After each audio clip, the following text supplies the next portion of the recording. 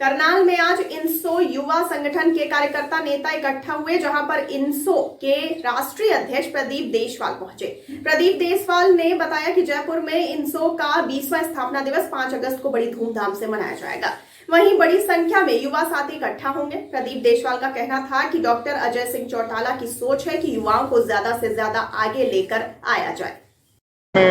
इनसो के 20वें स्थापना दिवस का, जो कि राजस्थान की भूमि पर जयपुर में मनाया जा रहा है, उसका न्योता लेकर, निमंत्रण लेकर अपने नौजवान साथियों के बीच में पहुंचा हूं। करनाल जिले के जो है इनसो के कार्यकर्ताओं के बीच में पहुंचा हूं। और जिस तरीके का जोश आप लोग देख सकते हैं युवाओं में, छात्रों में है, तो ये मानकर चलिए कि जयपुर का जो है 20वां स्थापना दिवस है इनसो का जो मनाया जा रहा है जयपुर में, ये ऐतिहासिक होगा। आज तक का सबसे बड़ा आयोजन जो है इनसो का स्थापना दिवस के रूप में ये होगा। जब राजस्थान में चुनाव है आने वाले समय में, कहीं ना कहीं इनसो लड़ने जा रही है, जिस तरह वहाँ से मेला रखा गया, क्या कहना? बिल्कुल, जिस तरह की युवाओं की भावनाएं हैं कि इनसो जो है कश्मीर से लेकर कन्याकुमारी तक होना चाहिए, हर कॉलेज, हर यूनिवर्सिटी में होना चाहिए, हर ITI में होना चाहिए और हर शिक्षण संस्थान में होना चाहिए। और हम तो ये मानकर चलते हैं कि युवाओं की भागीदारी और हिस्सेदारी सुनिश्चित करने के लिए डॉक्टर अजय सिंह चौटाला जी ने इस संगठन की स्थापना की थी।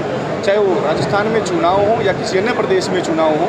हरियाणा प्रदेश में जब चुनाव हुए थे तो सबसे ज़्यादा जो टिकटें दी गई थी वो नौजवान साथियों को दी गई थी, इनसो के साथियों को दी गई थी। और अब राजस्थान में आपने चुनाव का जिक्र किया है, तो निसंदेह जो राजस्थान में भी विधानसभा में ज़्यादा से ज़्यादा नौजवान साथी पहुँचे, विद्यार्थी पहुँचे, छात्र नेता पहुँचे, शिक्षित युवा नेतृत्व वहाँ की विधानसभा में पहुँचे। हमारी तो यही कामना है और इसी के लिए हम प्रयासरत हैं ताकि देश और प्रदेश को कुशल, शिक्षित और युवा नेतृत्व मिले।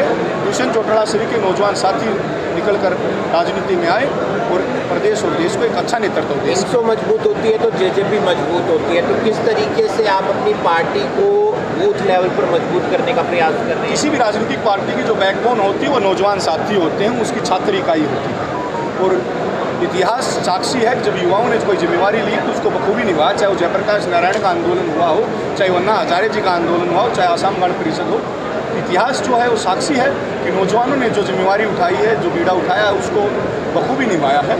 और नौजवानों के दम पर जो है हमारे नौजवान साथी भाई दुष्यंत चौटाला, उप मुख्यमंत्री हरियाणा सरकार, हमारा सपना है कि चौधरी देवीलाल जी की तरह वो एक दिन लाल किले की उस प्राचीर से जो इस देश को संबोधित करें और इस देश के जो प्रधानमंत्री जो हैं वो हरियाणा प्रदेश से तय हों। इन्हीं सपनों को लेकर और हरियाणा प्रदेश जो चौधरी देवीलाल जी के सपनों का हरियाणा था वो हरियाणा प्रदेश बनाने के लिए हम प्रयास करते हैं। अजय चौटाला कहते हैं कि जिस तरीके से अजय चौटाला ने ओम प्रकाश चौटाला को धोखा दिया, उसी तरीके से एक दिन दुष्यंत चौटाला भी अजय चौटाला को धोखा देगा। इंडियन नेशनल स्टूडेंट्स ऑर्गेनाइजेशन की स्थापना ही डॉक्टर अजय सिंह चौटाला जी ने कही थी। अजय सिंह चौटाला जी की ये बौखलाहट हो सकती है क्योंकि उनकी खुद की ज़मीन खिसक गई है। जिस दिन डॉक्टर अजय सिंह चौटाला जी ने अभय सिंह जी को पार्टी, झंडा और सब कुछ उनको सौंप कर अलग से अपने संगठन बनाने की घोषणा की थी, उस दिन उनके पास क्या था और आज क्या है। और आने वाले चुनाव में उनके पास जो एक सीट बची है वो भी नहीं होगी। बेहतर होगा कि वो अपने संगठन पर ध्यान दें। और रही बात इंडियन नेशनल स्टूडेंट्स ऑर्गेनाइजेशन की, तो आप देख सकते हैं न केवल हरियाणा बल्कि चंडीगढ़, दिल्ली और अब राजस्थान, और आने वाले कुछ ही समय में कश्मीर से लेकर कन्याकुमारी तक हर शिक्षण संस्थान में इनसो का झंडा बुलंद होगा।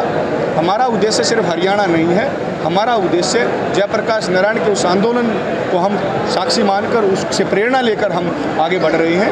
हम समाजवाद की विचारधारा को आगे लेकर चल रहे हैं, हम एकता और भाईचारे की भावनाओं को लेकर चल रहे हैं। हम अभय सिंह चौटाला जी की तरह जो लठदल की जो राजनीति है, मैं ये कहना चाहूँगा, जो जिस तरह के बाहुबली की जो राजनीति, हम उससे दूर हैं। हम शांत स्वभाव से शिक्षित लोगों को आगे लेके आ रहे हैं। वो कहते हैं कि मॉनसून सत्र में मैं उनके नाम उजागर करूंगा जिन्होंने कार्तिकेय शर्मा से पैसे लिए थे। वो एक सीरियस पॉलिटिशियन नहीं है।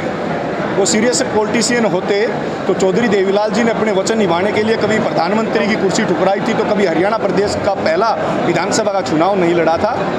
वो तो बड़े बड़े मंचों से कहते थे कि जो है अगर किस चुनाव के ये परिणाम आए तो मैं राजनीति छोड़ दूंगा, ये हुआ तो मैं ये कर दूंगा। क्या कभी वो अपनी जुबान पर खड़े नजर आए हैं? वो तो ये भी कहते थे कि जननायक जनता पार्टी एक भी सीट नहीं निकाल पाएगी। आज हरियाणा प्रदेश के जो लोगों के आशीर्वाद से दुष्यंत चौटाला जी डिप्टी CM हैं। हरियाणा में लगातार जो है क्राइम बढ़ रहा है, अभी पिछले दिनों की घटना हुई है, किस तरह देखते हैं सर गठबंधन की सरकार है क्राइम